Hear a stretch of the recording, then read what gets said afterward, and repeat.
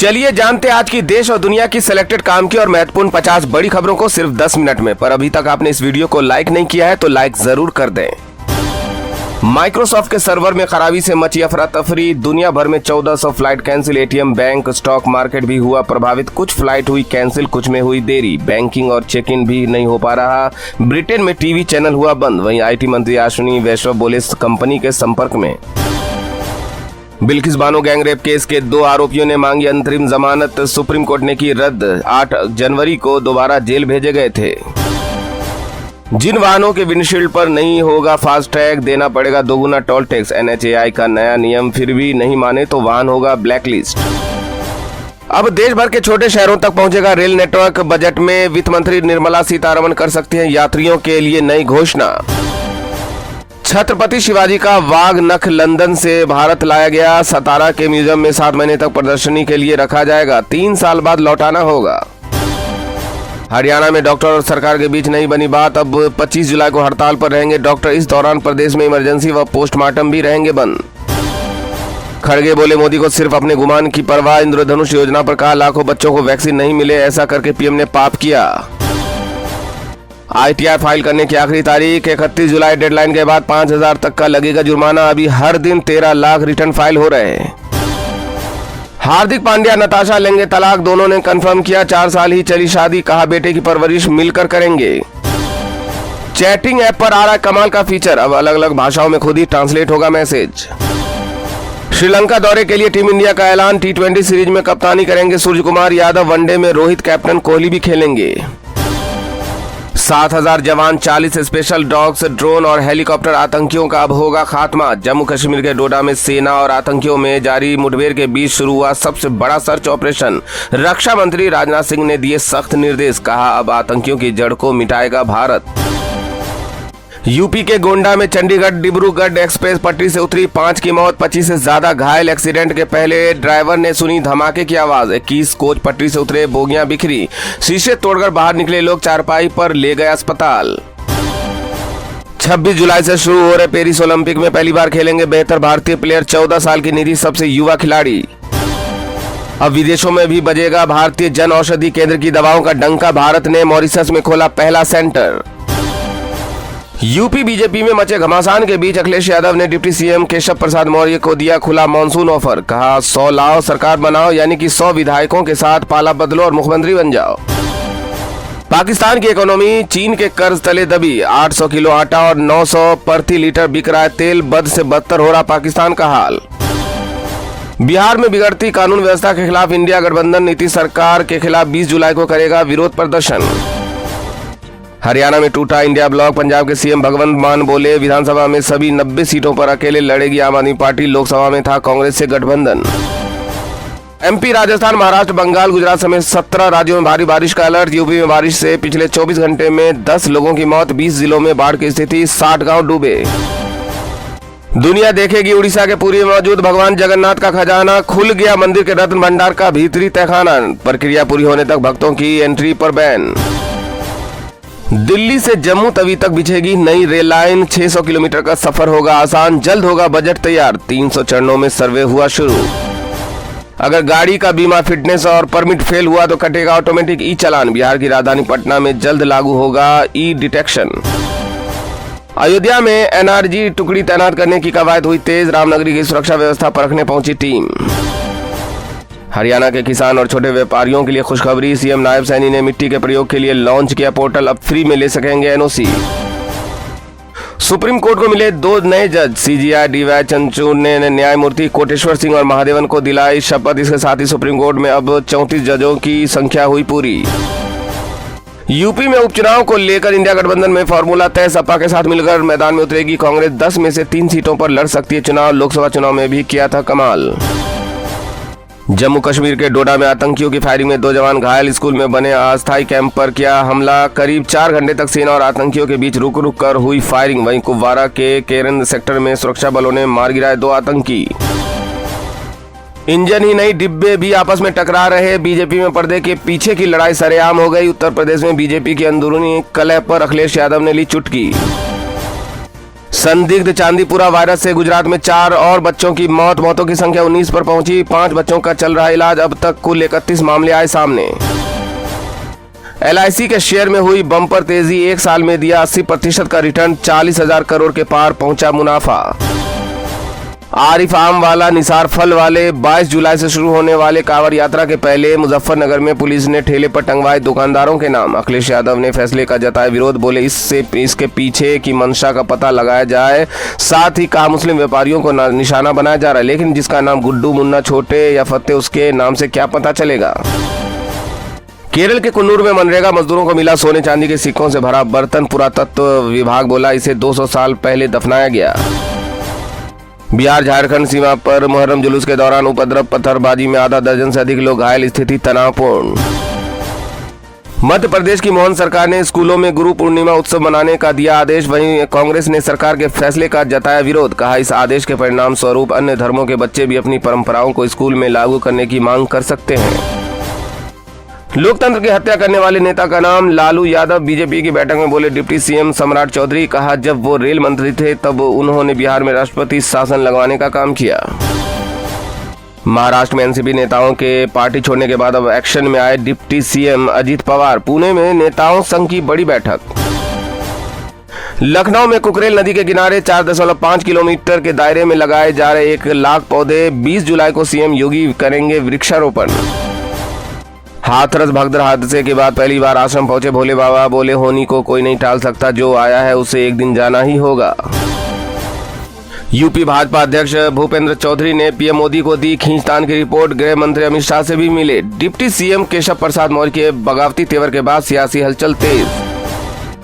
जो लोग बीफ खाते हैं वे संसद में भगवान शिव की तस्वीर दिखाते हैं। राजस्थान बीजेपी प्रदेश अध्यक्ष सीपी जोशी ने राहुल गांधी को लेकर दिया विवादित बयान। साथ ही कहा अगर कोई हिंदुओं को आतंकवादी करार दे तो उन्हें हिंसक कहे और राम मंदिर का विरोध करे तो क्या हम चुप रहेंगे।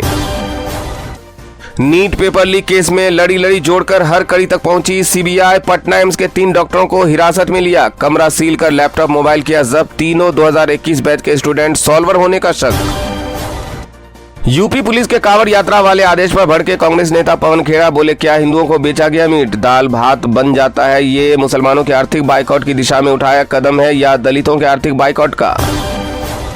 छत्तीसगढ़ महाराष्ट्र बॉर्डर पर मुठभेड़ में 12 नक्सली ढेर। सब इंस्पेक्टर समेत 2 जवान हुए घायल। AK-47 इसास के साथ ऑटोमेटिक हथियार बरामद। परीक्षा रद्द करने का सही तर्क दे अभ्यर्थी। नीट मामले में सुप्रीम कोर्ट की अहम टिप्पणी। छात्रों को फैसले का इंतजार। अमेरिकी राष्ट्रपति जो बाइडेन कोरोना पॉजिटिव। 1 दिन पहले इंटरव्यू में कहा था अनफिट हुआ तो राष्ट्रपति पद की रेस से बाहर हो जाऊंगा। अब 8वीं पास युवा कमा सकेंगे 30,000 रुपये। पटवारी की तरह खेतों में करेंगे डिजिटल ग्रुप सर्वे। साल भर में 3 बार मिलेगा काम। ट्रेनी IAS अफसर पूजा खेड़कर की महाराष्ट्र किसानों की पिस्तौल दिखाकर धमकाया था। वहीं जांच कमेटी ने पूजा के सर्टिफिकेट मंगवाए। चलिए अब जानते हैं जो आम आदमी के काम की और फायदेमंद खबरें उनको विस्तार से। पर इससे पहले अभी तक आपने इस वीडियो को लाइक नहीं किया है तो लाइक कर दीजिए। यूपी बीजेपी में मचे घमासान के बीच सपा प्रमुख अखिलेश यादव का मॉनसून ऑफर। 100 विधायक लाओ और सरकार बनाओ। डिप्टी सीएम केशव प्रसाद मौर्य से जोड़कर देखा जा रहा बयान। जी हां, यूपी में बीजेपी के अंदर सियासी बयानबाजी थमने का नाम नहीं ले रहा। बीते चुनाव में हार के बाद से ही कई बड़े नेता अपनी नाराजगी जता चुके हैं। वहीं सियासी मुलाकातों ने बीते दिनों से जारी अटकलों को हवा दे दी है। इस बीच समाजवादी पार्टी प्रमुख अखिलेश यादव ने बीजेपी और उनके सहयोगियों के एक बेहतरीन ऑफर देकर सरकार के लिए नई चुनौती खड़ी कर दिया।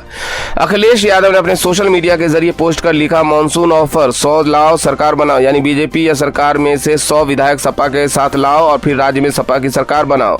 अखिलेश यादव का ये बयान जिस वक्त में आया वो काफी खास है। हालांकि बीजेपी में अभी टूट की संभावना दूर दूर तक नजर नहीं आती। इससे पहले सपा प्रमुख ने अपनी प्रतिक्रिया देते हुए कहा भाजपा की कुर्सी की लड़ाई की गर्मी में यूपी में शासन प्रशासन ठंडे बस्ते में चला गया है। भाजपा अंदरूनी झगड़ों के दलदल में धंसती जा रही है। जनता के बारे में सोचने वाला भाजपा में कोई नहीं है। दरअसल 2024 के चुनाव नतीजे आने के बाद से यूपी बीजेपी में घमासान मचा हुआ है।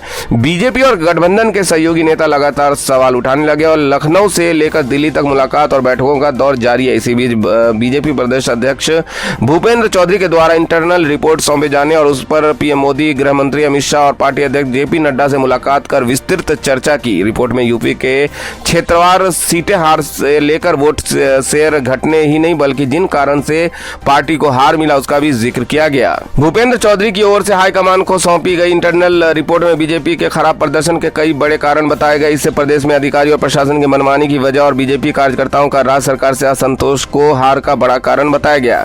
इसके अलावा युवाओं पर पेपर लीक के मामले को लेकर नाराजगी थी। रिपोर्ट में कहा गया कि पिछले 6 साल लगातार सरकारी नौकरियों में पेपर लीक होना बीजेपी की हार की वजह बनी। हरियाणा में टूटा इंडिया ब्लॉक। पंजाब के सीएम भगवंत मान बोले विधानसभा चुनाव में सभी 90 सीटों पर अकेले लड़ेगी आम आदमी पार्टी। लोकसभा में था कांग्रेस से गठबंधन। जी हां, हरियाणा में इंडिया गठबंधन टूट गया और आम आदमी पार्टी ने हरियाणा में अकेले विधानसभा चुनाव लड़ने का ऐलान कर दिया है। पंजाब के सीएम भगवंत मान ने कहा कि पार्टी पूरी ताकत से हरियाणा में विधानसभा चुनाव लड़ेगी। दिल्ली और पंजाब में हमारी सरकार है, आधा हरियाणा पंजाब और आधा दिल्ली से टच करता है। उन्होंने कहा कि अब हरियाणा के लोग बदलाव चाहते हैं। प्रेस कॉन्फ्रेंस के दौरान भगवंत मान ने कहा, आम आदमी पार्टी एक नेशनल पार्टी बन चुकी है। जब से हमने गुजरात में 14% वोट हासिल किए हैं तब से आधिकारिक रूप से चुनाव आयोग ने आपको नेशनल पार्टी बना दिया। उन्होंने कहा, आम आदमी पार्टी सिर्फ 10 सालों में राष्ट्रीय पार्टी बनी है। 2 राज्यों में हमारी सरकार है और कई राज्यों में विधायक। सीएम मान ने कहा, हरियाणा में पिछले 10 वर्षों से बीजेपी का डबल इंजन की सरकार है जिसने राज्य को बर्बाद कर दिया। इस डबल इंजन की सरकार में किसानों युवाओं पर लाठियां बरसाई गई। वहीं आपके महासचिव संदीप पाठक ने कहा कि हम हरियाणा में अकेले सरकार बनाने के लिए चुनाव लड़ेंगे। उन्होंने कहा कि जनता बदलाव चाह रही है, हमारा फर्ज है कि जनता की उम्मीदों को पूरा करें।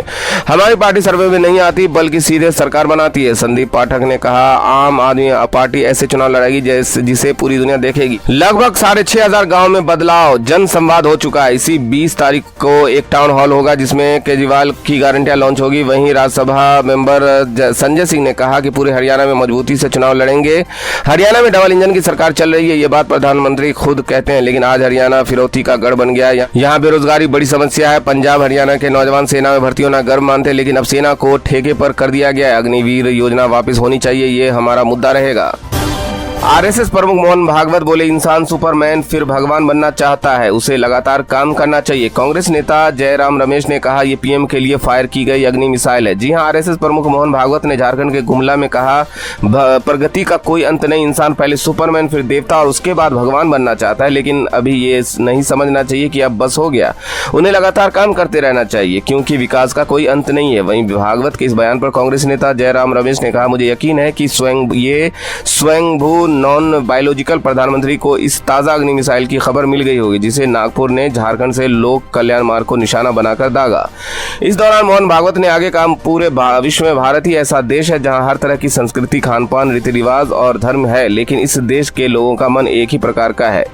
प्रकृति और प्रवृत्ति के आधार पर ही हमारा विकास होगा। पहली नजर में देखा जाए तो आदिवासी विकास से पीछे उनके पास विधान का अभाव है, जबकि शहरों में लोगों को हर सुविधा प्राप्त है। वहीं दूसरी नजर से देखें तो आदिवासी वनों में अपनी परंपरा और रीति रिवाज के साथ रहते हैं, लेकिन शहर के लोगों से सावधानी रखनी पड़ती है।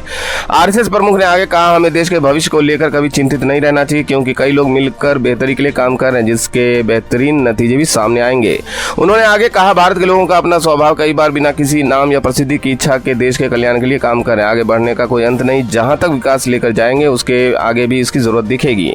ऐसे मनुष्य को सेवा के क्षेत्र में अति मानव बनना चाहिए और निरंतर विकास करना चाहिए। कोविड-19 महामारी के बाद पूरी दुनिया को पता चल गया कि भारत के पास शांति और खुशहाली का रोड मैप है। उन्होंने कार्यकर्ताओं से समाज के कल्याण के लिए लगातार प्रयास करने का अनुरोध किया। 2041 तक मुस्लिम राज बन जाएगा। असम सीएम हेमंत विश्व शर्मा बोले, ये हकीकत है और इसे कोई नहीं रोक सकता। उन्होंने कहा कि अगर राहुल गांधी जनसंख्या नियंत्रण के ब्रांड एम्बेसडर बने तो जनसंख्या कंट्रोल कर सकते हैं क्योंकि मुस्लिम समुदाय केवल उनकी बात सुनता है। जी हां, असम के मुख्यमंत्री हेमंत विश्व शर्मा ने कहा कि राज्य में मुस्लिम आबादी हर 10 साल में 30% बढ़ रही है। ऐसे में साल 2041 तक असम मुस्लिम बहुल राज्य बन जाएगा। ये हकीकत है और इसे कोई नहीं रोक सकता। उन्होंने कहा, अगर राहुल गांधी जनसंख्या नियंत्रण के ब्रांड एम्बेसडर बन जाते तब इस पर नियंत्रण लगा सकता है क्योंकि मुस्लिम समुदाय केवल उनकी बात सुनते हैं। इससे पहले सीएम शर्मा ने कहा कि मंत्रिमंडल में मुस्लिम मैरिज एक्ट 1935 को रद्द करते हुए नए कानून बनाने को मंजूरी दे दी। उन्होंने कहा कि नए कानून से शादी और तलाक के नियमों में समानता आएगी, साथ ही बाल विवाह जैसी कुप्रथा पर रोक लगेगी। नए कानून के बिल पर संसद के मानसून सत्र में चर्चा की जाएगी। उन्होंने आगे बताया कि हम बाल विवाह के खिलाफ अतिरिक्त सुरक्षा उपाय करने जा रहे हैं जो बेटियों और बहनों के लिए न्याय सुनिश्चित करने के लिए महत्वपूर्ण कदम होगा। मौजूदा एक्ट लड़कियों को 18 और लड़कों को 21 साल की उम्र से पहले ही शादी करने की अनुमति देता है। मंत्रिमंडल को निर्देश दिए गए कि असम में मुस्लिम मैरिज रजिस्ट्रेशन के लिए एक कानून बनाया जाए जिस पर विधानसभा के अगले सत्र में विचार किया जाएगा। मुस्लिम मैरिज एक्ट 1935 के रद्द होने के बाद मुस्लिम विवाह या तलाक का रजिस्ट्रेशन स्पेशल मैरिट एक्ट 1954 के माध्यम से हो सकता है। इसके अलावा 1935 से विवाह की उम्र मिलने वाली छूट भी खत्म कर दी जाएगी। वही मुस्लिम विवाह और तलाक का रजिस्ट्रेशन डिस्ट्रिक्ट कमिश्नर और डिस्ट्रिक्ट रजिस्ट्रार द्वारा किया जाएगा। इससे पहले जो काजी डाइवोर्स रजिस्ट्रेशन एक्ट के तहत काम कर रहे थे उन्हें हटा दिया जाएगा और इसके बदले उन सभी को एक मुश्त 2-2 लाख का मुआवजा दिया जाएगा। यूपी में उपचुनाव को लेकर इंडिया गठबंधन में फॉर्मूला तय। सपा के साथ मिलकर मैदान में उतरेगी कांग्रेस। 10 में से 3 सीटों पर लड़ सकती है चुनाव। लोकसभा चुनाव में भी किया था कमाल। जी हां, लोकसभा चुनाव में जिस तरह से राहुल गांधी और अखिलेश यादव की जोड़ी ने कमाल किया, उसके बाद यूपी के लड़कों की इस जोड़ी के हौसले काफी बुलंद है। यही वजह है कि आगामी विधानसभा उपचुनाव को लेकर सपा और कांग्रेस ने रणनीति अभी से तैयार करना शुरू कर दिया है। रिपोर्ट की माने तो कांग्रेस और सपा के बीच आगामी उपचुनाव को लेकर सीटों के बंटवारे पर सहमति बन गई है। प्रदेश के 10 विधानसभा सीटों पर उपचुनाव होने हैं। ऐसे में 10 में से 7 सीटों पर सपा चुनाव लड़ सकती है, जबकि कांग्रेस 3 सीटों पर अपने उम्मीदवार मैदान में उतारेगी। कांग्रेस पार्टी के सूत्रों ने इस बात की पुष्टि की है। सपा और कांग्रेस मिलकर चुनाव लड़ेंगे। संसद सत्र के खत्म होने के बाद दोनों दलों के शीर्ष नेता आपस में मिलेंगे और सीटों पर अंतिम फैसला लिया जाएगा। बताया जा रहा है कि कांग्रेस महाराष्ट्र और हरियाणा में भी सपा के लिए कुछ सीटें छोड़ सकती है। यूपी में जिन 10 विधानसभा सीटों पर उपचुनाव होना है उसमें से 5 सीटों पर पहले सपा, 3 पर भाजपा और 1-1 पर आरएलडी और निषाद पार्टी का कब्जा था। लेकिन अब ये सीटें खाली होने के बाद इन पर फिर से चुनाव होने जा रहा है। प्रदेश की करहल, मिलेकर, खैरी, कुंदरगी, गाजियाबाद, खैर, मीरापुर, फूलपुर, मजमा, सिमाम सीट पर चुनाव होने हैं। इन सभी सीटों पर मुकाबला काफी अहम होने वाला है। लोकसभा चुनाव में भाजपा के निराशाजनक प्रदर्शन के बाद एक तरफ जहां ये चुनाव भाजपा के लिए अग्नि परीक्षा है, तो सपा कांग्रेस के लिए सुनहरा अवसर। अगर कांग्रेस और सपा इन उपचुनाव में साथ मिलकर चुनाव लड़ते हैं तो इससे भाजपा की टेंशन बढ़ सकती है। इन दोनों पार्टियों के साथ आने से भाजपा को बड़ी चुनौती मिल सकती है। कांग्रेस और सपा के बीच गठबंधन का उद्देश्य अपने वोट बैंक को मजबूत करना है, भाजपा के खिलाफ अपनी ताकत को बढ़ाना है। ये रणनीति हाल ही में हुए लोकसभा चुनाव में काफी सफल रही थी।